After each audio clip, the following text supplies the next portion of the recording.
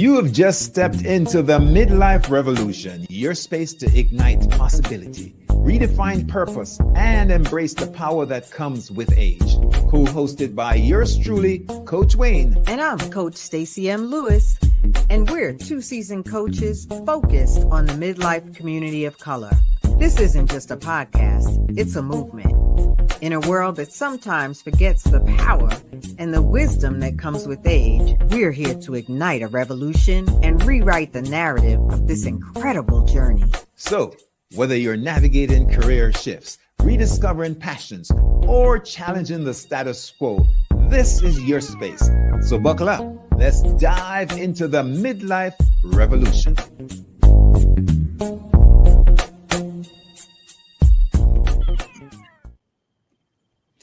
Good morning, friends and well-wishers. Welcome to another episode of Midlife Revolution. And I am Coach Wayne, your VIP coach.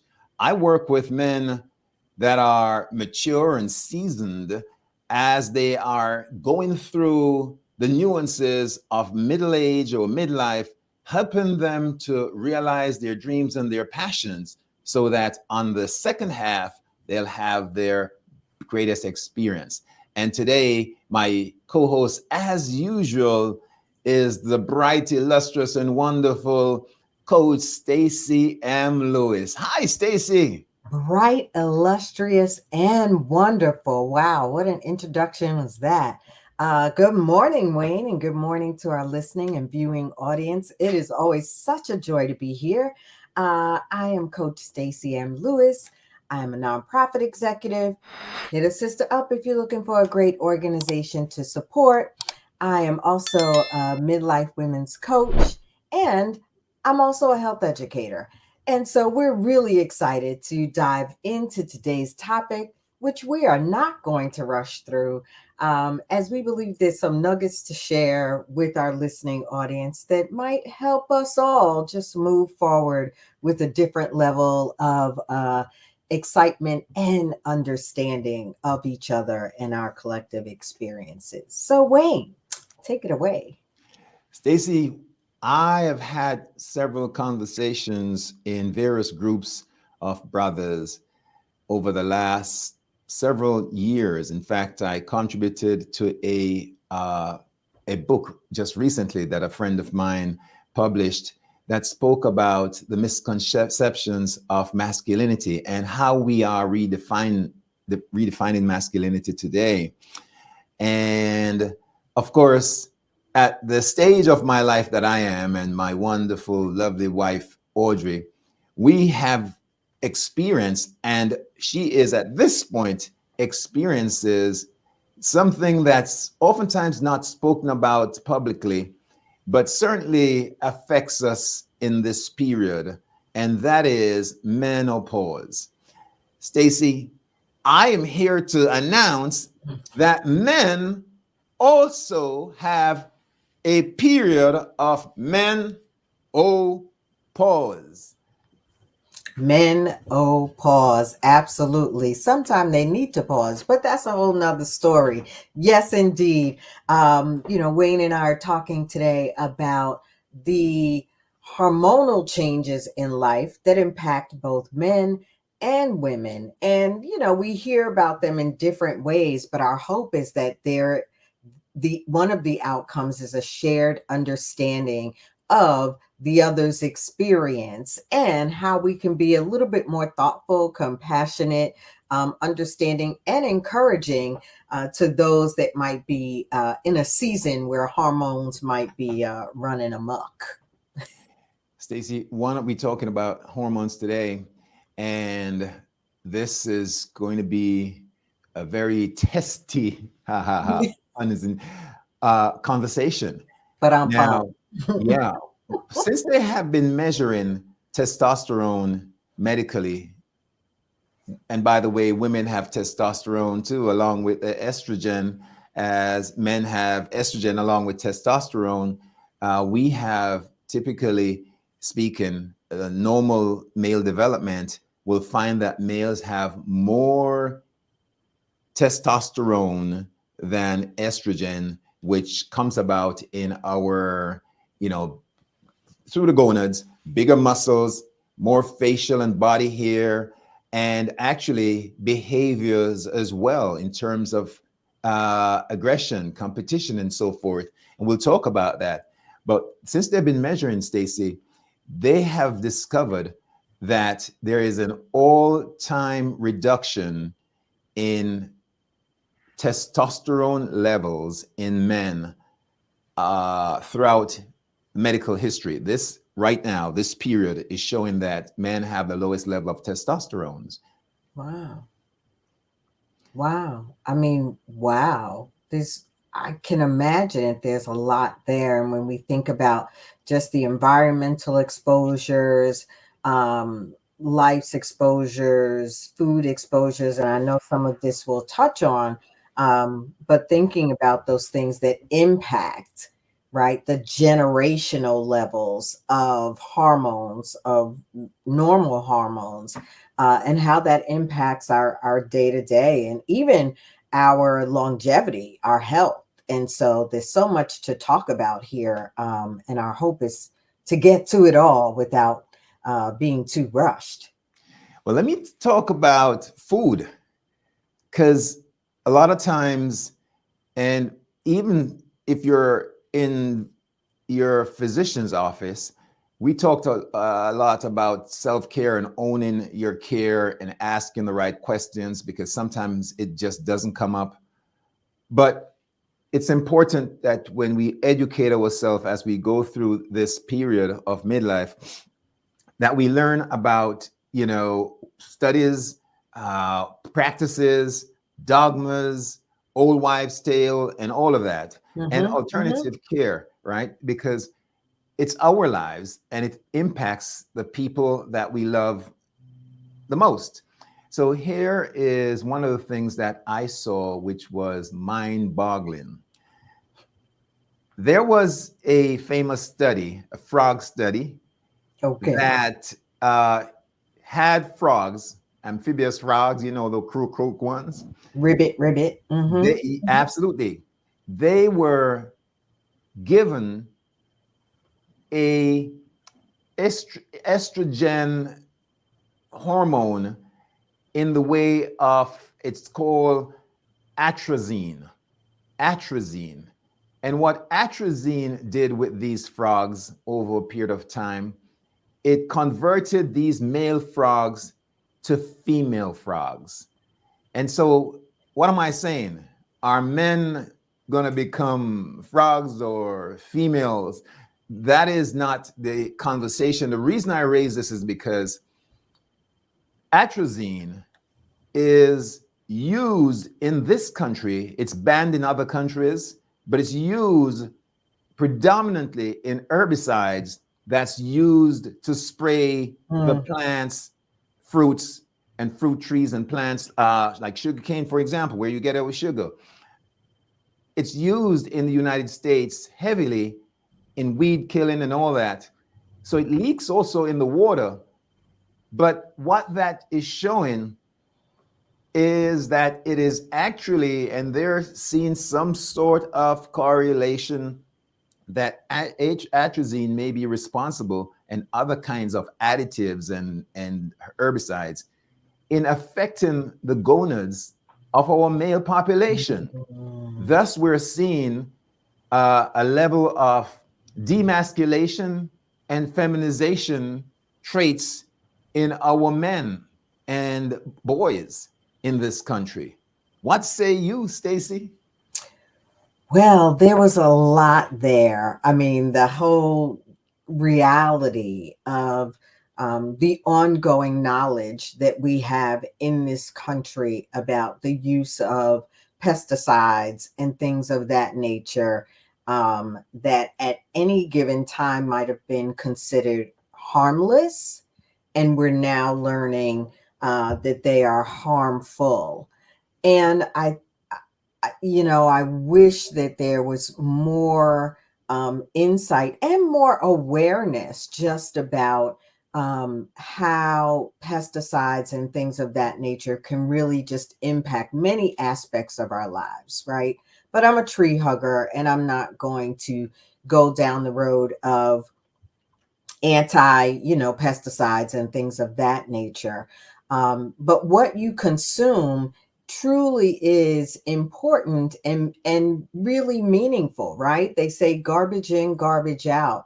And when it comes to hormones, there are also some natural phytoestrogens out there, like soybeans, that act like estrogen in our bodies. And I think when we know these things, it allows us to make more informed decisions. So you bringing up the frog study, yes, someday my prince will come. Hopefully, he doesn't come in the form of a frog.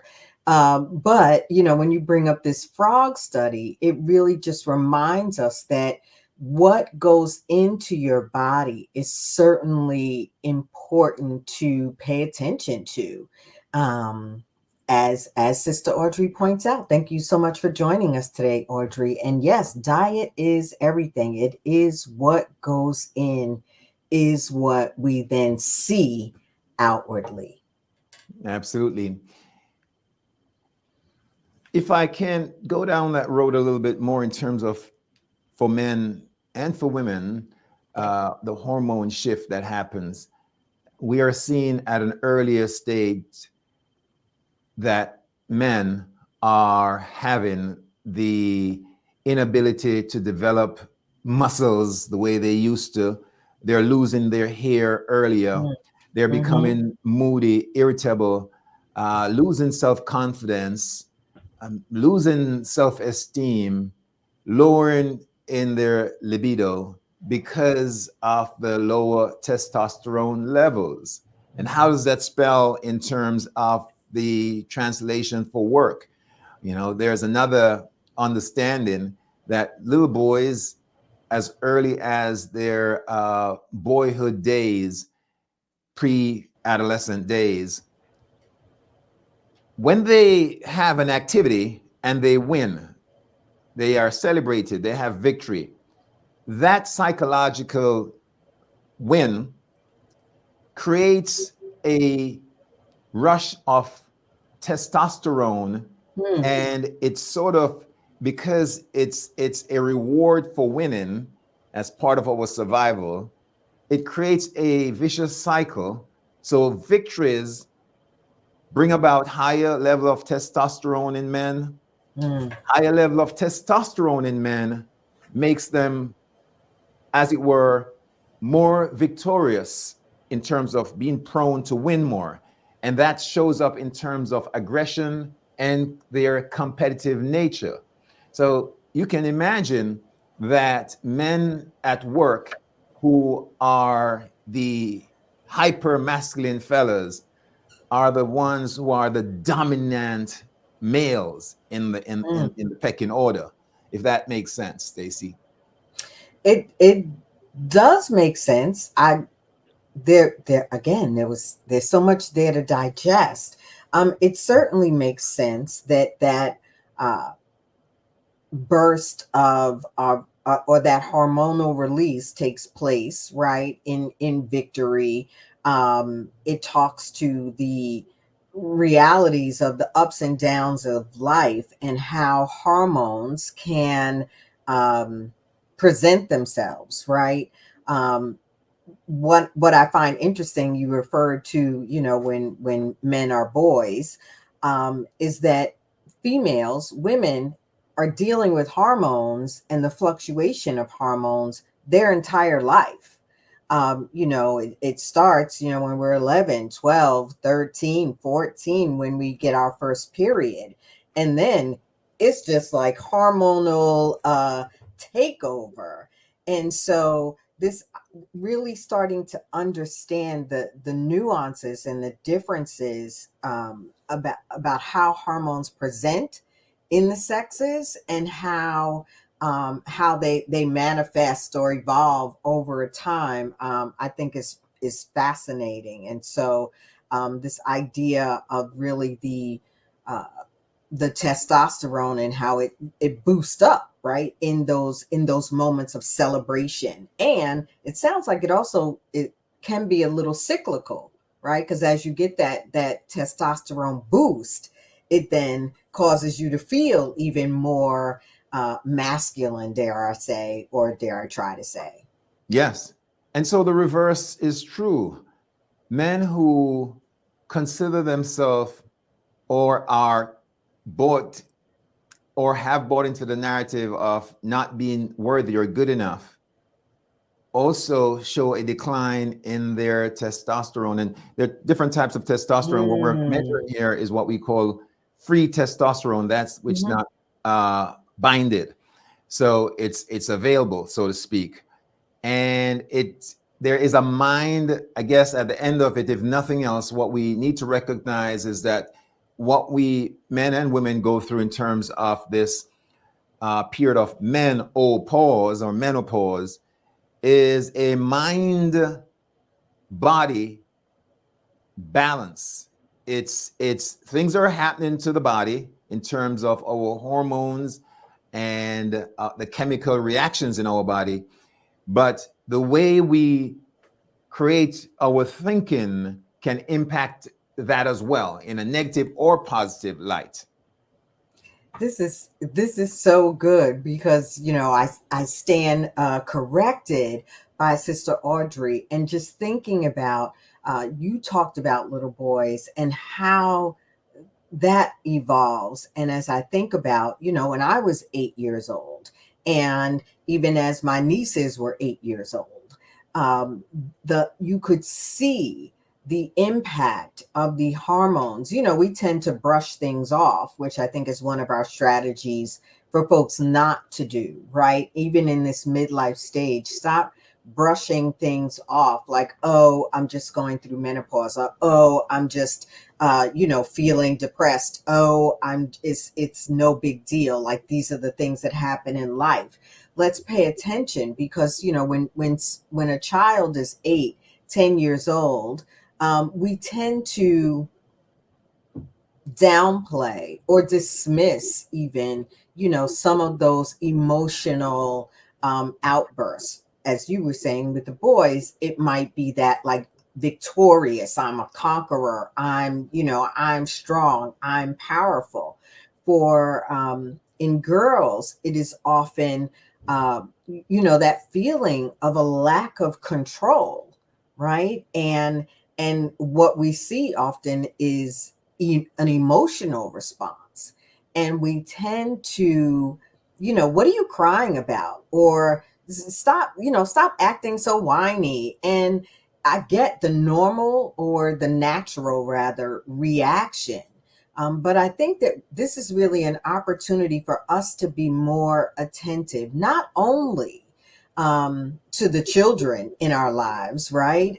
Even the young adults in our lives, but really to ourselves and to others in this season of life, right? In this second half, in this third quarter, where, there's still this hormonal shift happening, and it's happening in both genders. Yes. And let's pay attention to that. And certainly just thinking about those that may not identify as male or female, there's still that hormonal impact that we're all dealing with. And let's respect and be a little bit more kind to each other. Sorry, I went off on a tangent No, there, Wayne. no. In some cases, men get treated or want to be treated with hormone therapy. And there's a great, alas, aware, beware for that, Mm, because it can have a lot of negative effects. And unless you have been tested and you are absolutely sure that the level of testosterone or DHEA, which is another very powerful hormone, a growth hormone actually, unless you know that these, and the way that works, typically speaking, what's happening for the male is that as we get older, as we get older, our elasticity in our strength in so many ways in our vessels and our body mm-hmm. starts failing us if we don't take care of it.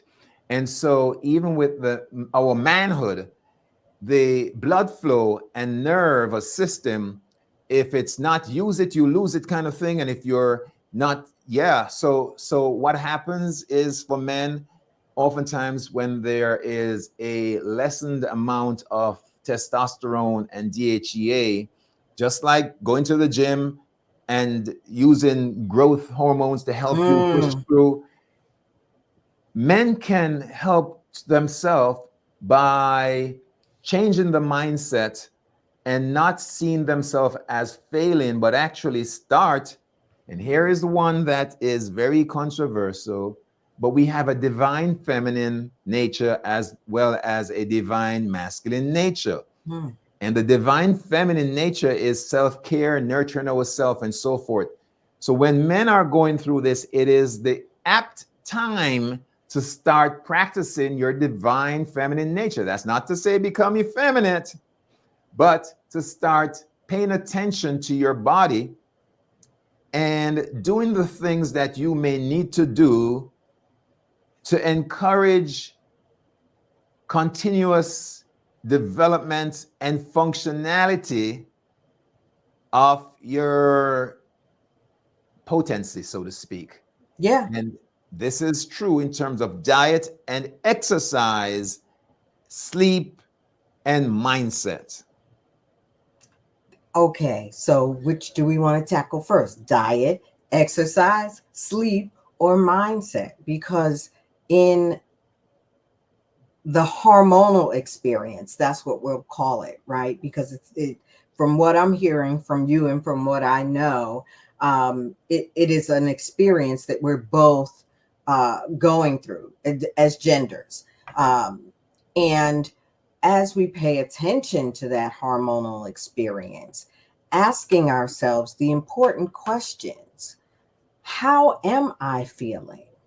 How is this impacting my sleep? Or asking yourself, really, why am I not sleeping?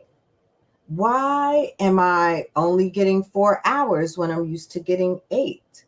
What else is going on in my life, right? What are the external impactors that are happening, and what's happening internally? How old am I? It's funny. One of my girlfriends, every year I talk to her. We're like 5 days apart. Every year I talk to her, and she calls me. She says, "Happy birthday," and she says, "How old are we?" I really don't remember. Trust and believe. There are many, many days I remember, whether it's my knees telling me, whether it's, the fact that I'm not running as fast or as far as I used to. Um, but it is important for me to recognize, like, okay, why am I not sleeping? Does this have anything to do, recognizing my age? What are some of the hormonal things that might be happening inside that I need to maybe talk to my doctor about or begin to address? I mean, you talked about 4 heavy hitters, and sleep is just one of them, but sleep is so critical. And I imagine that if we did some research, we know that at least here in the US, folks are working more than in many other countries, right? Our work days are longer, our work weeks are longer. And how is that external stress impacting us? But what is that doing to our sleep, and how we're then managing all of this, the sleep, the hormones, the whole thing, Wayne, the whole thing. Yeah, yeah. There are also studies that show that there is not a causation for ED in men and testosterone levels for the most part. And usually the treatment with hormones for men, usually less than 30% is less than 30% effective, ranging from 2 to 30%. Because what they're realizing and have realized is that testosterone affects the level of it, affects your perceptibility, your sense of wellness. It's really Mm, more psychological in terms of where it relates to your sexuality, right? than functionality. It's not that it's going to stop you and give the cursed I word impotence. It's really some of the other things that's happening to you that's bringing that about as you age. But testosterone, what it does, it allows, like we said, it allows you to boost self-confidence and some of the he-man behaviors that would typically occur. Here's a funny thing, and it's ironic. Men typically start seeing this drop. And of course, like I said, across the board is lower in the United States for all groups of men. But typically men start seeing the lowering of their testosterone and, start having the hair loss and the muscle loss of energy and all of that stuff at an earlier stage. But the average guy is going through this at, say, 40. Typically, his wife is 3 or a couple of years younger. So while he's going through this in the house, right, if they're together, she is finding her way because she has raised kids. They're getting older. They're getting ready now. So you can see what's happening already in terms of relationships. So there has to be that conversation, that dialogue, right, where the man needs to say, I am not feeling myself. And women typically will save face for their guys by not bringing it up. They're not going to say, hey, what's going on, and make them feel badly. So it's one of those elephants in the room. And here is what the lesson is. Communication, open, honest communication is key for both parties. Audrey is going through menopause. I don't understand half of it. So throughout the night, sometimes she takes the cover off and I'm like, what's going on? She doesn't really suffer from hot flashes per se, but there are times when definitely she's much warmer than I am and I'm in the blankets and she's taking it. So to understand, I got to ask. I think that is so profound. We certainly want to acknowledge Sister Judy for joining us and really well summarizing those 4 heavy hitters that you shared. Wayne, you talked about, when in a kind of standard, we'll say, relationship, which none of us are really saying we're all standard, that the men might be 40, mid 40s, and the women might be a little younger. I think this idea of communication is so critical because it is not that she's not also going through hormonal things. When you look at that shift in libido, that happens often to women in their later 30s into their 40s. For some, the shift is an amp up. Power to the sisters, where the shift is the amp up. And for some, the shift is the amp down. And so, it is the beauty of that communication that really talks about this is what's happening with me. Has nothing to do with you, right? It is not you making me feel this way. This is what's happening with me. And for the response to be like, I hear what's happening with you. I don't know what to do about it, but this is what's happening with me. And so that dialogue, and I think this really goes beyond the bedroom or the marital relationship. As we work together, as people are colleagues, right? Not that we want to disclose our business. I'm having hot flashes at night, but maybe you do, because there is an understanding that can happen there. So important. Stacy, we definitely are going to have to pick up because we are 1 minute away from the bottom of the hour. And when we talk next time, we let's talk about the differences in terms of the divine masculine and feminine energy. We are seeing that it's so funny during menopause, women, after it's through the post-menopause, are free in so many ways. And the conscious thinking male also can become free and more expressive at work and at play. So let us continue, Coach Stacy, next week, Tuesday, same time, same place. Thank you all for joining us. See you next week.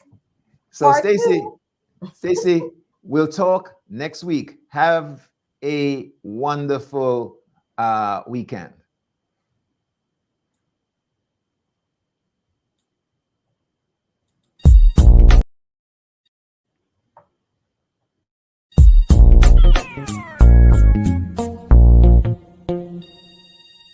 And there you have it, folks. This week's episode of the Midlife Revolution.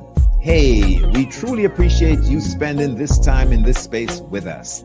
Join us next week at the same time as we dive into relevant topics and present solutions to spark new thinking and empower your midlife journey. Don't forget, if today's episode resonated with you, share your thoughts and suggest topics in the comments. And of course, remember to subscribe, share, like, and hit that notification bell. You are the Midlife Revolution. I'm Coach Stacy, and I'm cheering you on. And I'm Coach Wayne, and I'll see you at the top.